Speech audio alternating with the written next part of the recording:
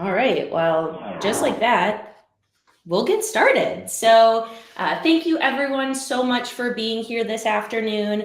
I'm so excited to have you all for the first ever EmpowHer Hour. I have to say, whether you're joining from a small town in Wisconsin or tuning in from a co-working space in Milwaukee, thank you for carving out this time to really support yourself and your business with all you're hoping to achieve at the end of 2025 and going into 2026. I do have my business partner and fiance, Sam, here on the call. So while it is the EmpowHer Hour, we do have Sam here. So everyone just be nice to Sam. He will be keeping an eye on the chat. So feel free to ask questions throughout. We are just going to have a Q&A at the end. But as questions come up, feel free to submit them to the chat. Or at the end of the conversation today, it'd be great to have you come off mute and ask the question live.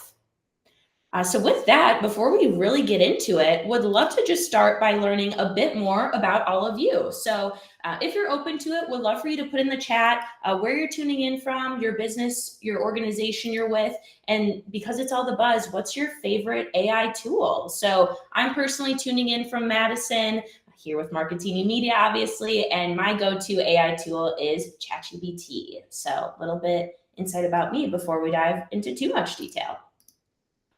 Awesome. So I'll give everyone a bit more time to submit to the chat. So while you're doing that, a little bit more about me and Marketini.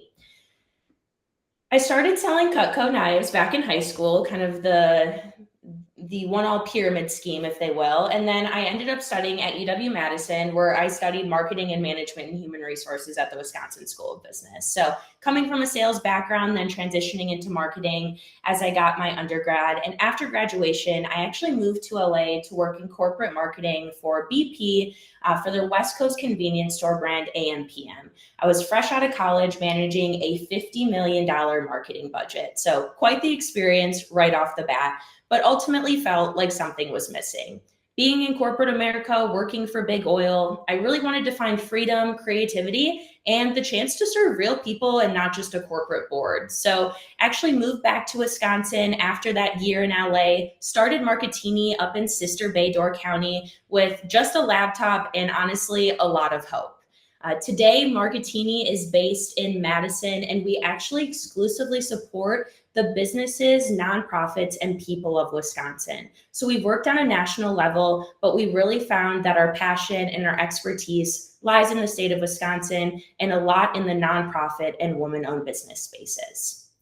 From PBS Wisconsin to Destination Madison to working with the White House to introduce President Joe Biden, we use data-driven strategies to generate ROI for our clients. It's a little bit about me, so let's take a quick look at the chat here to learn a bit more about all of you. Awesome. So it looks like we have some people calling you from Madison, American Cancer Society, lots of ChatGPT in terms of favorite AI tools. So you have my heart already being ChatGPT fans. Middleton, you're right nearby. Wapaka, amazing. We got another Madison, Amped Association. Another person joining from Middleton. I'm a part of the Middleton Chamber. Great to have you. Another Madison. Awesome. Virginia Beach. Awesome. Well, even though I was initially talking about Wisconsin women, happy to have you as well. Welcome from Virginia Beach. And also another Madison. So it's great to have everyone. As you can tell, all throughout the state of Wisconsin, we have a wide range of industries from nonprofits, small business leaders, maybe even social media managers. So really what I want this conversation to be today is kind of making one promise to you. So my goal for today is that you will leave this session with at least one strategy or tool you will want to steal or start using immediately. Maybe not all of this will be new to you, but again, my goal is to have you leaving with at least one strategy or tool that you have yet to implement into your business so that you have no more guessing and we can really just focus on that growth. And I know everyone is super busy, so this isn't going to be about giving you more to do. It's really about showing you what actually works, and this is how we're going to break it all down today.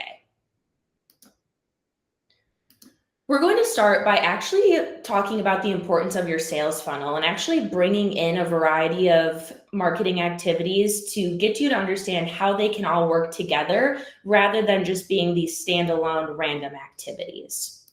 We're then going to start to take a look at specific marketing channels. So first and foremost, social media. So we're going to take a look at my top 3 social media tips Really, these are strategies to attract and engage your dream audience without burning out or simply just blending in.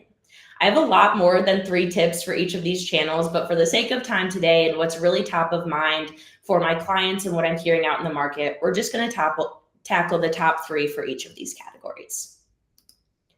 Next, we have our top 3 tactics for website conversions. Think smart tweaks that turn your site into a conversion machine, maybe even while you're sleeping. And then we have our top 3 tricks for open-worthy emails. These are going to be easy upgrades to help boost your open rates, grow loyalty, and actually get clicks. And don't worry, I'm not going to be recommending any cringy sales tactics. Then the last thing is we're going to put it all together. So we're talking across social media, website, email. How do we bring this all together? So I put together my top 9 things to implement as soon as you leave here today. No fluff, just action. We're perfect time heading into the new year. Take a look at that checklist as you leave today and start implementing so that you're set for 2026. With that, let's get into it. So again, starting with that sales funnel. You've probably heard of a sales funnel before, but today I really want to simplify it and show you exactly how it maps to your everyday marketing tools and the channels that we'll be talking about today. One note here, the funnel is flexible. I'm sure you've seen a lot of variations of a sales funnel. We're going to, again, be really using it when talking about how to make all of your marketing activities work together. So today, we're going to look at top of funnel being attracting and engaging. So we're going to look to social media to kind of pull this attracting and engaging lever. These are going to be our top of funnel efforts. This is where people discover you, whether through a reel, post. Your job at this stage is to spark curiosity and build connection. Then again, moving our way down the funnel, talking middle funnel, technically website, we could be getting more bottom of funnel, but again, for the sake of today, we're really going to talk about our website being educating and converting. So that middle of funnel, getting to the bottom of funnel to actually get those users to convert. Your website is going to do some middle of funnel magic, and it also is going to get into that bottom of funnel as we work to drive those conversions. After someone finds you, they need to learn more, and your site should be able to answer all of their questions, build trust, and ultimately guide them to action. Conversion rate optimization on your website is going to be key. And now, again, for the sake of the conversation today, looking at bottom of funnel, and rather a bottom of funnel being conversion, we're actually going to take it a step further, and this be our nurture level. So once a sale's actually been made or conversion actually takes place, we're going to use email marketing to nurture our existing clients, try to get referrals, things like that. If you made it to someone's inbox, they're warm, they might even be a hot lead, or they might even be a previous customer, and that's exactly what we want. So now that we've got a better understanding of the sales funnel, how all of these organic marketing activities are going to ultimately work together, we're going to dive into the nitty-gritty here. But before we dive into those top tips that I talked about surrounding social media, your website, and email marketing, we're actually going to take a look at the numbers. Here at Marketini, we're super data-driven. I think something that's often overlooked in the marketing space is the importance of making sure that you have a return on your investment for the work that you're doing. Marketing takes time, takes energy, and it takes money. So we need to make sure that your money is working for you. And when it comes down to it, the data doesn't lie. And some of it, I think, might surprise you. So let's get started with some social media. So here we have the stat of users spend 2+ hours a day on social media platforms. Your audience is already online. The question is, are you showing up with the content that is actually connecting to your target audience? Next, we have 71% of consumers are more likely to buy from brands they follow online. If they follow you, they're more likely to buy from you. Brand loyalty ultimately starts with brand visibility. And wrapping up social media here. 75% of users have bought something they saw on social media. Social media isn't just there to drive likes, it can drive sales. So make sure your content is structured in a way that it's doing both. And no matter the industry you're in, everyone is shooting for some type of conversion. So before we get too deep in the conversation, when I'm talking about sales or talking conversions, whether it's the sale of a product, a service, a sign up for an event, you're sourcing volunteers, driving donations, Everyone in this room today is driving for some type of conversion. So always remember that. Now that we've got some of this data out of the way, let's take a look at some of the top tips for using social media to the fullest that really tie into this data that we're seeing from the larger market. Great. So first we have content pillars are your superpower, and they're honestly my ride or die. I have heard that people are stepping away a bit from content pillars, but I think it is extremely important that rather than scrambling to post every day without a clear strategy, you have at least 3 to 5 clear themes that reflect your brand and your audience's interests that you are creating content for on a weekly, monthly, quarterly basis. This is really the starting point for creating a larger digital marketing or social media marketing strategy. Is you need to ensure that you have clear content pillars so you have a guide as to what content to produce and what's going to resonate with your audience. It's really going to allow you to post with purpose rather than panic just trying to get a post up every single day. Next, we have install the Metapixel and create events yesterday. So the Metapixel is a free tool that tracks visitors from your site and helps you run ads later on, even if you're not advertising yet. If you do not currently have a Metapixel integrated onto your website, that should be one of the first things that you leave and try to accomplish today, because even if you aren't using paid advertising now, the more time the Metapixel is on your website, the more data it's going to be able to receive, and the better off you're going to be when you then want to start advertising on Meta platforms. So you're going to thank yourself later. If you already have a Metapixel installed on your website, have you recently checked to make sure it's working? Are you receiving data from that pixel? And to take it a step further, have you created unique events to track what actions a user is taking once they land on your site? So at its bare minimum, the Metapixel is tracking the traffic to your website. What you're then able to do is actually create unique events within Meta so that you can take it a step further to see, once a user lands on my website, what buttons are they clicking? What forms are they completing? So again, starting with just installing the Metapixel, and if you've already done that, take it a step further to create those unique events that you can take a deeper look as to what people are doing on your website. And then in the long run, ideally, once you are ready to advertise on Meta doing some paid spend, you'll then be able to utilize the data from your Metapixel to retarget audiences that previously visited your website. It's a free tool, and I can't recommend it enough. Now, sticking on the trend of kind of this paid advertising, a lot of clients, prospective clients that I talk to, if they are doing internal advertising, odds are they're just boosting a post. I'm going to recommend to skip the boost button. This might be a hot take. I know boosts are tempting, but they're really built for speed and not results. If your business, your organization has the money for ad spend to be advertising on these platforms, you should be building out full campaigns in Meta Ads Manager. This is going to allow you to do really detailed targeting for your ideal audience, test different creatives, and actually help you convert. Why 2 of my 3 tips are focused on ultimately kind of this paid advertising piece is the reality is Meta is and has been transitioning to this pay to play model for the past couple of years now. So really, if you haven't thought about building out Meta campaigns in the past, now is going to be the time to do so again, especially wrapping up this year, heading into 2026. How can you budget to make sure you're able to create these ads and have the ad spend put behind them? So that really takes a look at social media. Again, content pillars are going to be key from a content perspective, making sure that you are creating content that's resonating with your audience. And then from a conversion standpoint, social media is going to be great for that brand awareness, that attraction, that engagement. But then how do we leverage those paid tools and those paid advertising to take it a step further, to get further down the funnel, to drive traffic, to drive conversions, whatever it may be.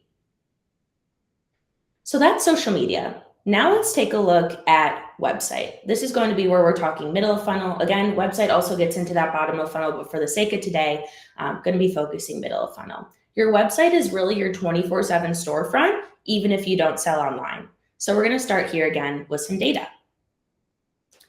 Awesome. So first we have mobile optimized sites. So mobile optimized sites can see up to 40% higher conversion rates. Mobile first isn't optional. It is the difference between a bounce and a potential buyer, customer, volunteer, donor, whatever it may be. 53% of users leave if a site takes over 3 seconds to load. Look at speed as a strategy. A slow site can silently kill future conversions. And lastly here, 88% of users won't return after a bad website experience. What this means is you rarely get a second chance online, so you really need to make that first impression count. Okay, so the numbers speak for themselves. Your website has seconds to make that first impression and win that trust. Let's talk about how you can turn those quick visits into a lasting conversion with just a few simple upgrades.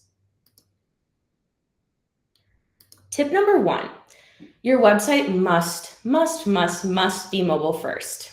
Again, over 60% of traffic is coming from phones. So if your website is not user-friendly or doesn't function properly on mobile, it doesn't work, period. This is from a user standpoint, but also from a search ranking standpoint. Google, other search engines are actually evaluating your website in its mobile version when determining how to rank your website.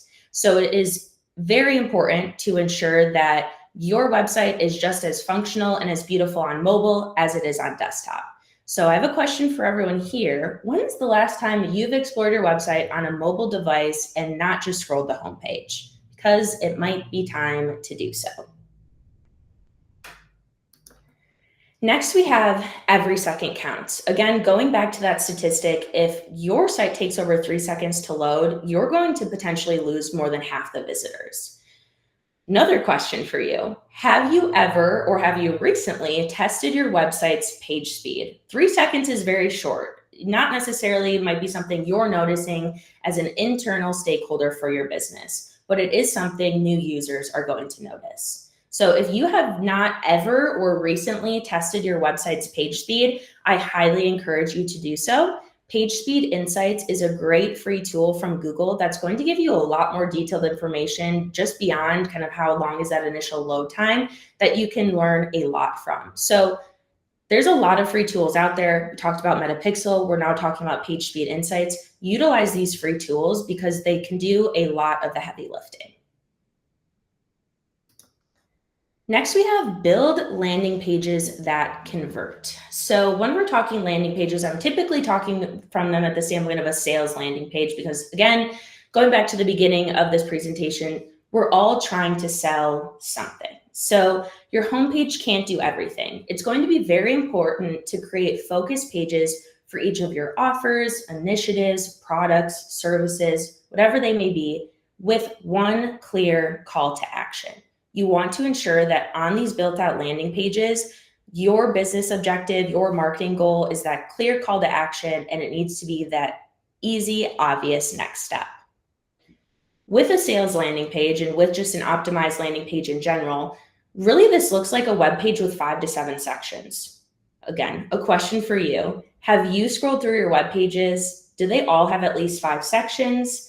Ideally 7. Do they all have at least 600 words to make sure that they're going to be ranked as high as possible from Google?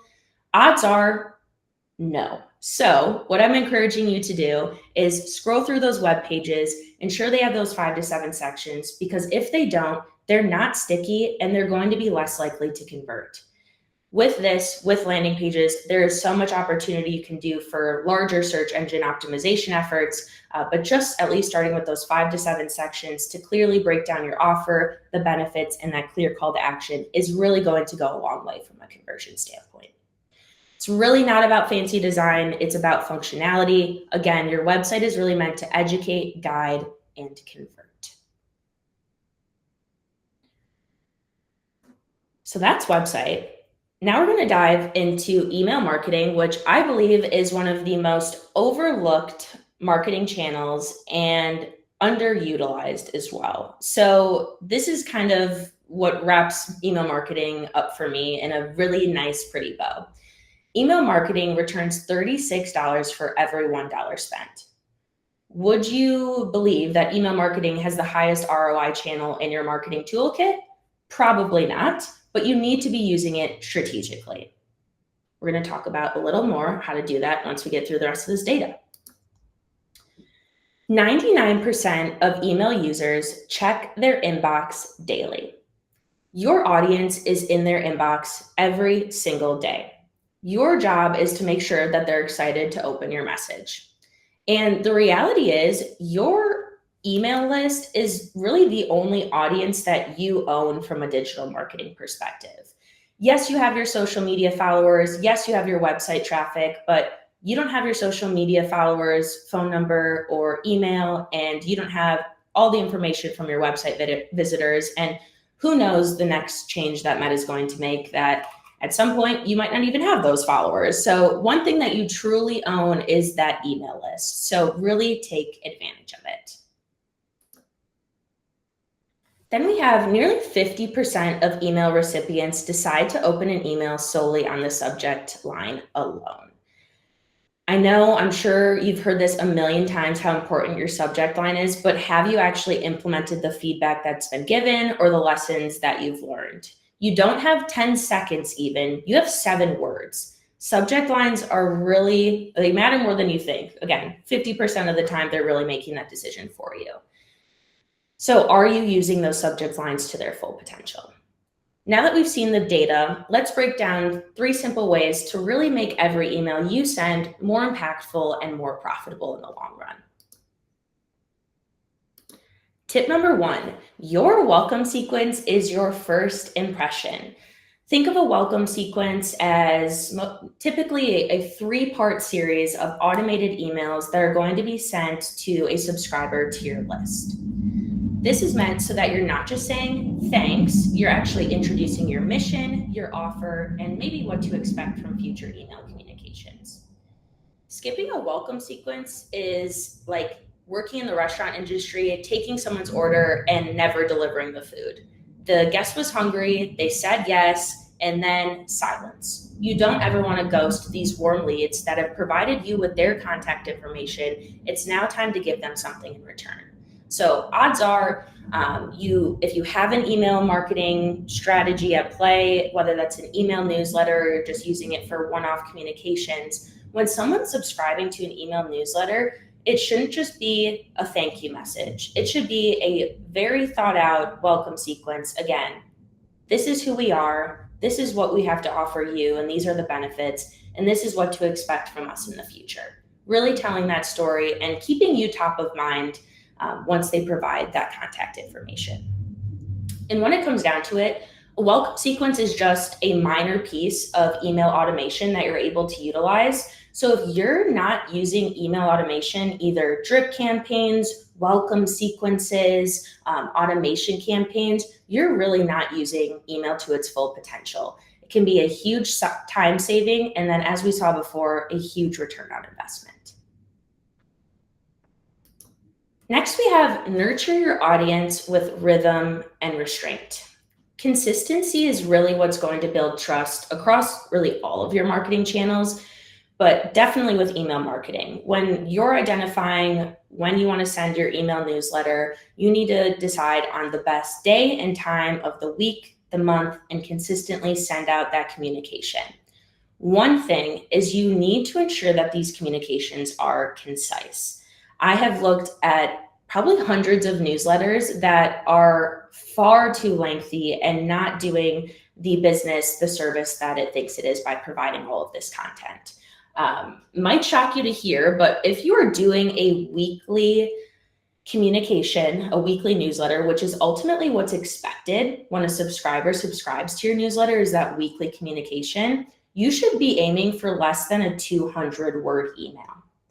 On the other side of things, if you're not able to commit yourself to that weekly newsletter, you should at least be doing a monthly newsletter. And even for those communications, they should be less than 400 words. No one wants to be sitting reading a 1,000-word email marketing communication when they have how many other newsletters popping up there in their inbox. So it's very important to be concise, to be skimmable, to be readable when you're popping up in these users' inboxes. So again, another question to pose to you all. In that last newsletter that you sent out, how long was it? How many words was it? Because I have a feeling it might have been more than 200 or more than 400, depending on your cadence. Great. Last note we have here, nail the subject line, preview text, and sender. These three elements really determine your opens. Again, we talked about nailing that subject line. Subject lines need to be short, less than 50 characters. Preview texts are really meant to contextualize, not repeat. So any copy that's being used in your subject line really should not be repeated in your preview text. And when it comes to the sender, you should not be sending from an info at, a hello at. It needs to be from a personal email address. Now, getting into some unique circumstances, if you're the business leader, but maybe you have a marketing director, communications director, or if you're an executive director and you have that marketing director, maybe they're the one responsible for actually putting together and sending out those communications. But in the grand scheme of things, I typically recommend that business leader, whether it's the owner, the executive director, to actually be the sender email. This can really help because when I see an executive director's name pop up in my email, ultimately, I might be more apt to open it, especially versus seeing, for instance, like an info at email coming through. So we've covered a lot, but don't worry, I'm not going to leave you hanging. I really want to wrap up with the top takeaways and do a clear, actionable checklist that you can start using right away. So what I put together is this digital marketing checklist. Now, what this is going to be helpful for is really transitioning you into the new year and ideally really taking something away that you can implement today, this week, next week, again, really trying to get some action before the end of 2025. So I've outlined kind of those 9 tips that we walked through. So taking a look first at social media, then to email, or then to website, and then to your email. So again, if you don't have content pillars clearly defined, start with that to get a clear content strategy for your social media. Again, install the Metapixel as soon as possible. And if it's already installed, ensure it's functioning properly and you have those unique events set up to be able to track users on your site. If you are currently boosting posts, think about what it might look like to build out full ad campaigns, especially if you're looking to drive users to your website or take some type of conversion. Built out campaigns are going to do a lot more for you than just boosting a post. Taking a look at website, figure out a strategy for setting up a welcome sequence. At minimum, at least have a thank you message after someone subscribes so that they're not just left hanging. If you're not currently sending out an email newsletter, definitely start. At least create some type of content that can be shared on a monthly, ideally weekly, but at least monthly basis. And figure out a system for optimizing your subject lines, preview text, and ensure that that sender name is going to make an impact when it lands in users' inboxes. Again, mobile optimized is key for your websites. So if your website is not mobile optimized, that is definitely something you should be tackling before heading into the new year. Similarly, run a page speed insights test. See how long it's taking for your website to load. And if it's more than 3 seconds, mark that as a to-do for the year ahead. And finally, as you're figuring out for 2026, what are our main goals? What are our main initiatives? What products or services are we launching? Think about strategically building out sales landing pages that are optimized for some type of conversion, depending on what that business goal is. This is a lot, definitely. But if you can at least start checking off one of these boxes once a week, it's really going to set you up for success heading into the new year. It's never going to be more important to engage your users at the top of the funnel with social media, drive them to a website that's optimized to convert users, and utilize email marketing to nurture your customers and those warm leads. So before officially wrapping up today, I would love to hear what questions you all have for me. And then if there were any questions in the chat, I can also take a peek at those.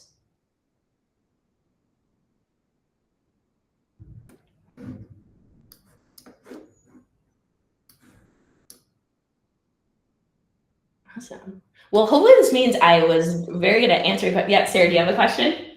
Yeah, I'm just kind of wondering if you have a suggestion on how to prioritize like themes for your content. Like Yeah, how to kind of narrow it down to where you want to focus directly. great question. So really how I approach structuring content pillars for a client is, I would say it encompasses probably about three different things. So first and foremost, I'm going to take a look at, I would take a look at your existing social media presence. What posts are performing well right now and which ones aren't performing as well. So identifying that top performing content by that lower performing content. Then I'm going to take a look at what is a competitor at the local level, the regional level, and maybe even the national level. Think of the national level as like the North Star, like, wow, I love what they're doing on social media. Let's take a look at them, see what they're doing, pull learnings from that content, and then put it together with what we learned from our existing content to ultimately determine what type of posts make sense to share with our audience. So definitely doing some auditing of your current presence, then doing a bit of auditing of your competitors. If you're in the nonprofit space, I know competitor might not be the best term, but other organizations that ultimately a donor might be considering donating to versus you. So take a look at what you're doing, what others are doing, and then think about your audience. So it's very important to understand. I know I talked about, yes, people are going to buy from you by having that presence on social media, but when it comes down to it, people don't want to be sold to on social media. You really need to be using it for that attract, engage, that sentiment. So really focus on what type of content is my audience going to like. So it's kind of taking a look at what you're doing in your business, what your competitors, even kind of that North Star business is doing, and then what type of content does my audience want to see based on their demographics and their psychographics. It's kind of a three-parter there.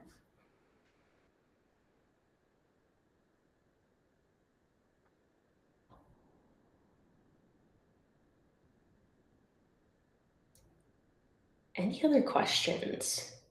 Actually, we did have 2 questions come in the chat. Okay, great. Awesome. The metapixel, yes. So metapixel, ultimately what it is, there's kind of two parts. So you create a metapixel in your Meta business account. So that's where you initially set up the metapixel. And then you actually are given code to integrate onto your website. So depending on the builder, it's going to look a little different. Typically, it's like copying and pasting the code into the header or footer of your website. Some websites allow for plugins to do so. So think of that as a piece of code on your website that is tracking website visitors and their actions. So once you have a metapixel on your website, you can start to see on a daily, monthly basis how much traffic is going to your website. And then if you take it a step further to create those unique events within Meta connected to your pixel, you can then see, okay, I had 80 visitors on my website today. On my navigation bar, I have contact, services, and learn more. Of those 80 visitors, I had 2 select learn more, 3 select contact, and 1 select services. So it's a free tool, highly recommend it. And really where you can take it a step further is when you're ready to start building out Meta campaigns, you can use it to retarget. So what you're able to do is you can create an audience within your Meta ad that is previous website visitors, so that you could literally create copy and say, hey, thanks for checking out our website, want to learn more about XYZ, and have an ad that specifically talks to that is specifically delivered to those website visitors. So it's a great free tool from an analytics standpoint and also a retargeting standpoint when you're looking to get into paid advertising. Also, something I should mention, I'm now kind of going down the rabbit hole of paid. If you do ultimately want to run like a sales campaign, like some type of conversion, it doesn't even need to be a product, but even if it's getting people to submit a form to book an appointment, you will need to have a Meta pixel and set up what's called a conversion event. So if at some point you're going to do paid advertising and you want to drive conversions, you need to have the Meta pixel and you have to set up a conversion event so that can track that accordingly and attach it to your campaign. So also what that's going to tell you is we can now see with your ad spend investment, what is the cost per lead? What is the cost per form completion? So you can really start getting into the nitty gritty of the data when you have that pixel as well. Ooh, another great question here. Paid ads is kind of where I spend a lot of my time. So what metrics do you look at to assess whether a campaign is really working, and suggestions on how to track those metrics? So that's a great question. So it really depends on the goal of your campaign. So is the objective brand awareness? Is it website traffic? Or is it that conversion piece? So kind of thinking, working down the funnel. From a brand awareness, like recognition perspective, you're going to want to reach as many users as possible that are aligned with your target audience. So reach, impressions are going to be important from an awareness standpoint. Also CPM, that's cost per 1,000 impressions. So how much does it cost to get 1,000 impressions? Ideally, it's costing you less than $5 to reach 1,000 impressions. So kind of think top of funnel for awareness. How many people am I reaching? How many times are they seeing my content? How much am I paying for them to see this content? Then as we work down, if we're running more of a traffic objective, actually wanting to drive traffic to a website, we're then going to start to look at a bit more in detail. How many clicks are we generating? What is the cost per click? So we're spending this much in daily ad spend. How much is it then costing for us to get a user to click on the ad?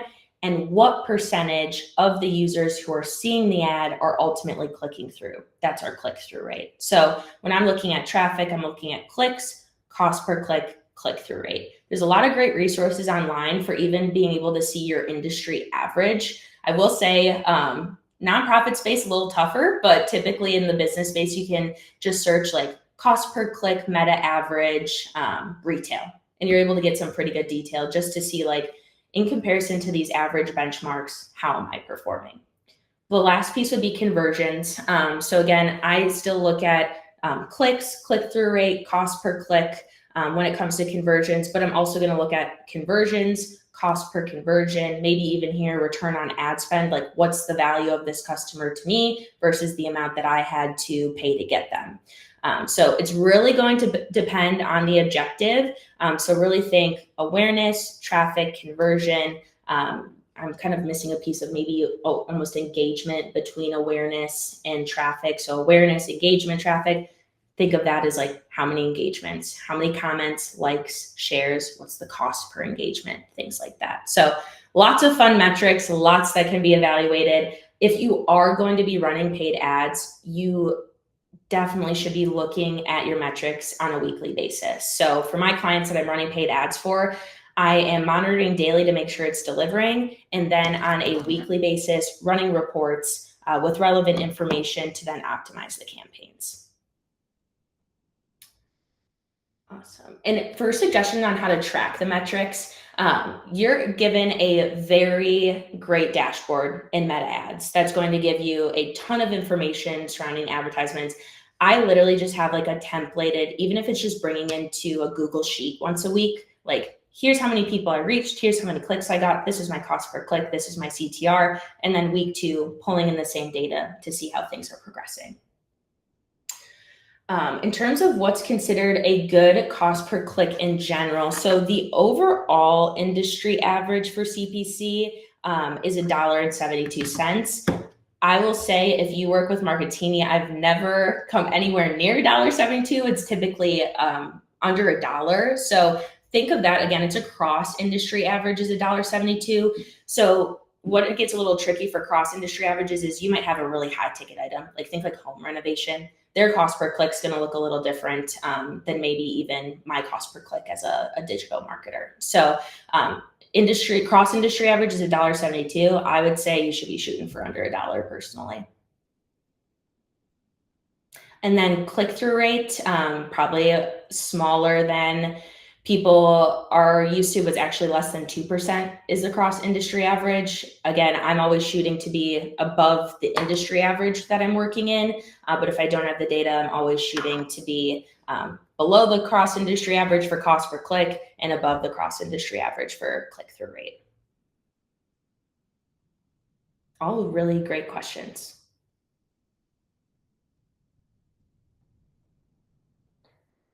Any other questions before I kind of tackle some next steps here.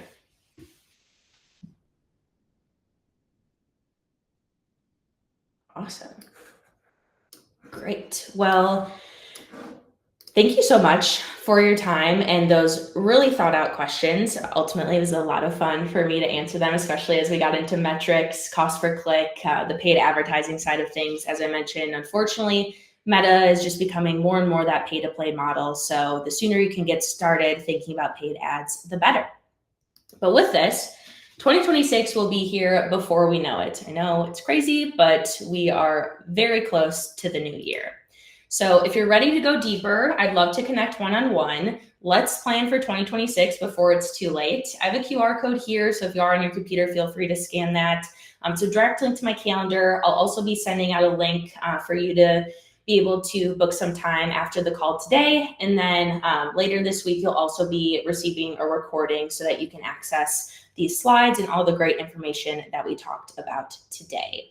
This was my first ever EmpowHer Hour, so I'm so grateful that all of you spent your afternoon here with us today. Now you've got 9 ways to glow up your marketing and grow with clarity. Again, really tackling that checklist ahead of the new year. Don't let this momentum stop. Even if you can go implement just one thing today or even get started working through what the Meta Pixel integration on your website would look like, know that there's a lot can be done still ahead of the new year. I do want to let everyone know to keep an eye out for the next EmpowHer Hour. We're actually going to be focusing on utilizing generative AI to boost your marketing game across these 3 channels. So I know I started the conversation here today with what's everyone's favorite AI tool, little teaser, because next EmpowHer Hour, going to be shooting for early December. We'll be talking about how to create and optimize your marketing efforts across social media, website, and email to really help you accomplish more of the things that we discussed today. But with that, thank you all so much. I really appreciate all your time and happy to stay on here the last few minutes if there are any additional questions or give everyone a little bit of time back today. Thanks, everyone.